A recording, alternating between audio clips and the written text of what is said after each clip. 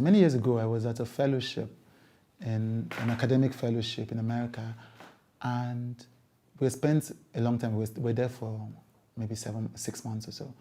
And after a few months, as human beings do when they are together, there was conflict. I was unaware of the conflict, but there was conflict. And it had convened a reconciliation session with a therapist and a management consultant and all of that. And I saw these, my friends, who I loved, were great guys. I saw them shouting and angry at each other, fighting. This is what I did. Because me, I'm not okay. I took a camera and I started taking their pictures. And I said, because this is such a special moment. This is such a human moment. You see, people in the world are afraid of conflict. I'm not afraid of conflict. Conflict is part of life. Arguing, being upset, getting angry, it's part of what makes us human. And I thought, I've only seen these guys happy and joyful, but I'm seeing another part of their humanity, and I want to capture it for them to remember this moment that we had.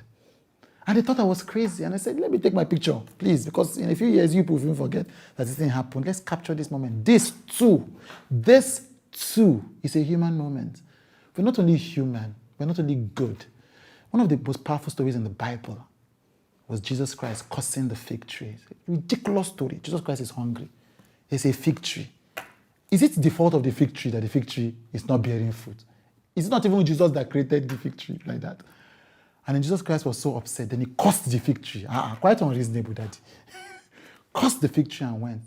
And I preach it, I teach it, that this was to show us that even Jesus could be unreasonable. Yes, I said it. Go and tell your pastor. Because Jesus was man as well, was a human being. He could get hungry. Could get disappointed. Remember that other story, if you're a Christian, then Jesus Christ had overworked his assistants. He didn't have work-life balance. Then they were in the garden after walking around barefooted with him. And they are sleeping. They must sleep now. Jesus Christ, God sent the message. God didn't send them the message. Jesus Christ that God sent. Jesus Christ finished praying, then came. Why are you people sleeping? You cannot even wait for me. Baba, are we children of, did we come from heaven like you?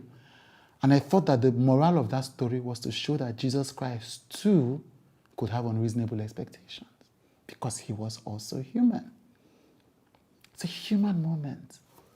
We're not only good people because when we are kind. You know, we've gone to a place in the culture where we criminalize things. Somebody is caught angry on a tape and that person is bad. I get angry. I mean, there's anger that is destructive.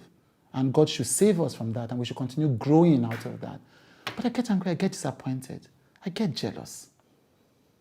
You know, I feel sad, all of those things. We're not only good when we are kind and generous and happy and joyful.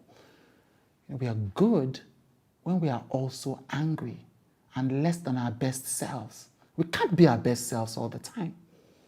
And so Phyna and Chichi were caught up in a very human moment. I'm not excusing the things they said because, like I said in my intro,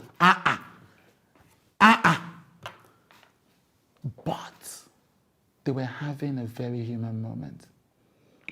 And this is not even about the particulars of that moment. It's about, there's something else that Jesus said. Jesus is my guy.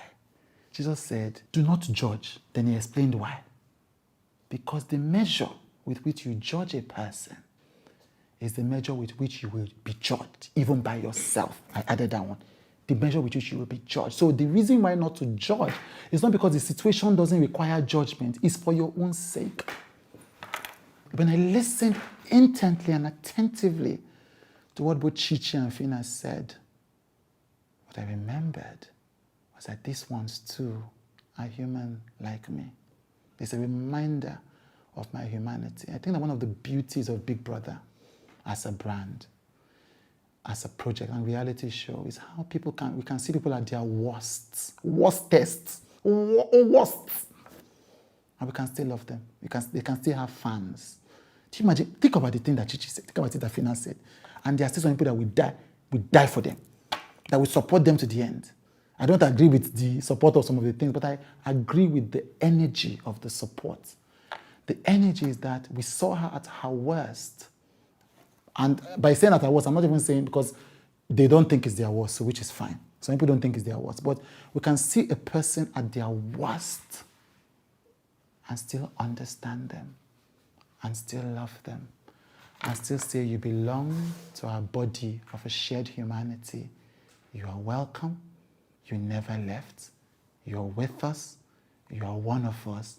And this, too, is a human moment. Let's be human together. I had a